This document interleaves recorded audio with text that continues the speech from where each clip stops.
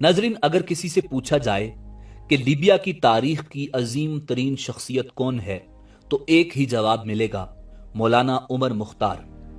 वो शख्सियत जिसने कहा था कि जैसे मेरे नाम में कोई जेर नहीं, वैसे ही मैं दुश्मनाने इस्लाम के सामने कभी जेर नहीं हो सकता। नाजरीन, उमर मुख्तार को सहरा का शेर भी कहा जाता है। उन्होंने इटली के खिलाफ लीबिया की आजादी की जंग लड़ी। इटली ने 1911 में लीबिया पर कब्जा किया, जब लीबिया सल्तनत उस्मानिया का हिस्सा था। उन्होंने 20 बरस तक अपने मुल्क को इटली के गासिबाना कब्जे से आजाद करवाने के लिए मुसलसल जिद्दोजहद की। तारीख ने साबित किया कि उमर मुख्तार जैसे हुर्रियत पसंद कम ही पैदा होते हैं।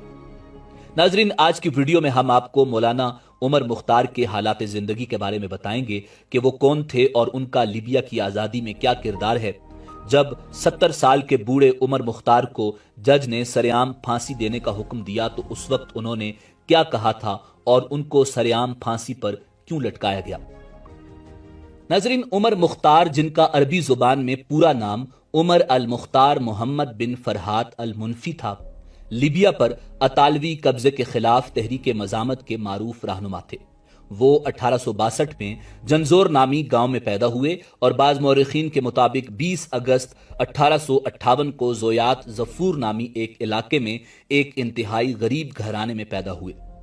उमर मुख्तार ने इब्तिदाई तालीम मस्जिद से हासिल की और कुरान मजीद फुरकान हमीद के हाफिज और आलिम दीन बनकर मौलाना उमर मुख्तार बन गए और कुरान मजीद फुरकान हमीद के मारूफ मुअल्लिम बन गए।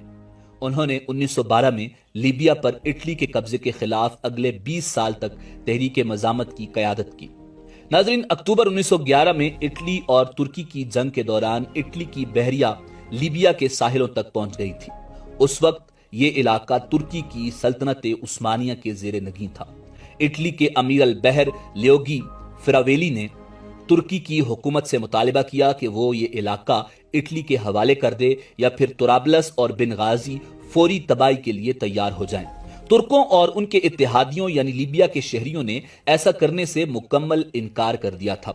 इस पर इटली ने उन शहरों पर 3 दिन तक बमबारी की और फिर ऐलान किया कि तुराबलस के लोग इटली के साथ हैं। उसके बाद इटली की फौजों और लीबिया की जमातों के माबैन मुसल्ला लड़ाइयां शुरू हो गईं।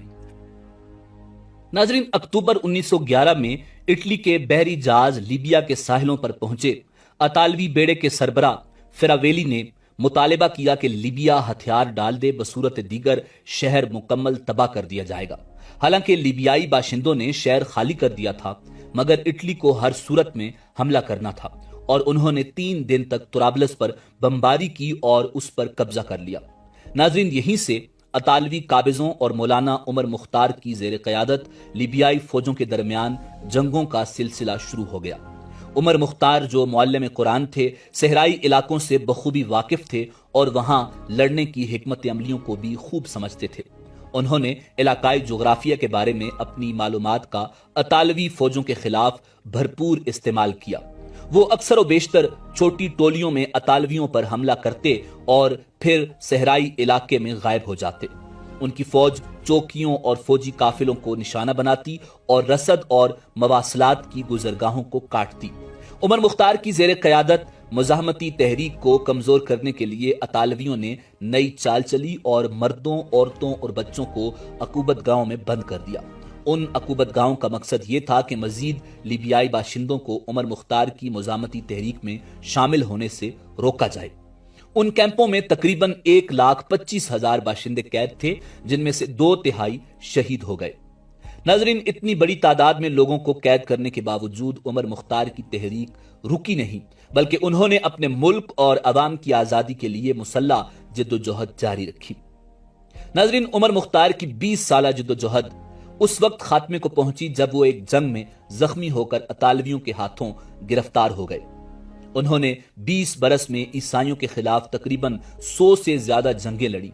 खुद ईसाइयों का कहना है कि ऐसा जंगजू और बासलाहियत कमांडर पहले नहीं देखा, मगर बाहर से किसी मुसलमान मुल्क से इमदाद न मिल सकी और वो जबले असगर में महसूर होकर रह गए। आखिरी मार्का में उनके साथ सिर्फ 20 या 25 सिपाही रह गए थे और वो भी एक एक करके शहीद हो गए। مولانا عمر مختار آخری گولی تک برابر لڑتے رہے۔ اس دوران دشمن کی ایک گولی ان کے ہاتھ پر لگی جو چھلنی ہو گیا، مگر رائفل دوسرے ہاتھ میں تھام کر بڑی ہمت اور جرت سے دشمن پر فائر کرتے رہے، یہاں تک کہ اسلحہ ختم ہو گیا۔ بالآخر عیسائیوں نے انہیں گرفتار کر کے اپنے کمانڈر جنرل گرزیانی کے پاس پیش کیا۔ اس وقت ان کی عمر تقریباً 70 برس تھی۔ جنرل نے پوچھا کہ تمہارے بڑھاپے پر ترس کھا کر اگر ہم تمہیں چھوڑ دیں تو کیا باقی زندگی پرامن رہنے کا وعدہ کرتے ہو؟ ناظرین، مسلمان یقیناً امن پسند اور پرامن ہے، باقی سب غیر مسلم اقوام وحشی ہیں، جیسا کہ حال ہی میں افغانستان اور عراق کی جنگوں سے عیاں ہو چکا ہے۔ بزرگ مجاہد مولانا عمر مختار نے اپنے مومنانہ عزم کے ساتھ فرمایا، جب تک تمہیں اپنے ملک سے نکال نہیں دیتا یا خود شہید نہیں ہوتا تمہارے خلاف لڑتا رہوں گا۔ 70 سال کے ضعیف مجاہد کو زنجیروں سے باندھا گیا اور پیروں میں بیڑیاں ڈال دی گئیں۔ ان پر تشدد کرنے والے فوجیوں نے بعد ازاں بتایا کہ جب انہیں تشدد کا نشانہ بنایا جاتا یا تفتیش کی جاتی تو وہ آنکھوں میں آنکھیں ڈال کر قرآن مجید فرقان حمید کی آیتیں تلاوت کرتے۔ ان پر اٹلی کی قائم کردہ ایک فوجی عدالت میں مقدمہ چلایا گیا اور سزائے موت سنا دی گئی۔ ناظرین، مورخین اور دانشور ان پر عائد مقدمے اور عدالت کی غیر جانبداری کو شکوک کی نگاہ سے دیکھتے ہیں۔ ان سے جب آخری خواہش پوچھی گئی تو انہوں نے ان للہ و انا الیہ راجعون پڑھا۔ انہیں 16 ستمبر 1931 کو سرعام پھانسی دے دی گئی، کیونکہ اطالوی عدالت کا حکم تھا کہ عمر مختار کو پیروکاروں کے سامنے سرعام سزائے موت دی جائے۔ ناظرین، آج کل عمر مختار کی تصویر لیبیا کے 10 دینار کے نوٹ پر چھپی ہوئی ہے، جبکہ دنیا کی سب سے بڑی فلم انڈسٹری ہالی ووڈ نے 1981 میں ان کی زندگی پر ایک film the lion of desert یعنی صحرا کا شیر بنائی۔ اس فلم کے ڈائریکٹر مصطفیٰ القاد تھے۔ فلم میں عمر مختار کا کردار اینتھونی کوئن نے ادا کیا۔ ناظرین، علامہ محمد اقبال نے طرابلس کے ایسے ہی شہداء کے لیے حضور اکرم صلی اللہ علیہ وآلہ وسلم کی بارگاہ میں عرض کیا تھا، جھلکتی ہے تیری امت کی آبرو اس میں، طرابلس کے شہیدوں کا ہے لہو اس میں۔ مولانا عمر مختار جیسے عظیم مجاہدین اسلام کے لیے کسی نے کیا خوب کہا، ہری ہے شاخ تمنا ابھی جلی تو نہیں، عشق کی آگ ہے دل میں ابھی بجھی تو نہیں، جفا کی تیغ سے گردن وفا شاروں کی، کٹی ہے برسر میدان مگر جھکی تو نہیں۔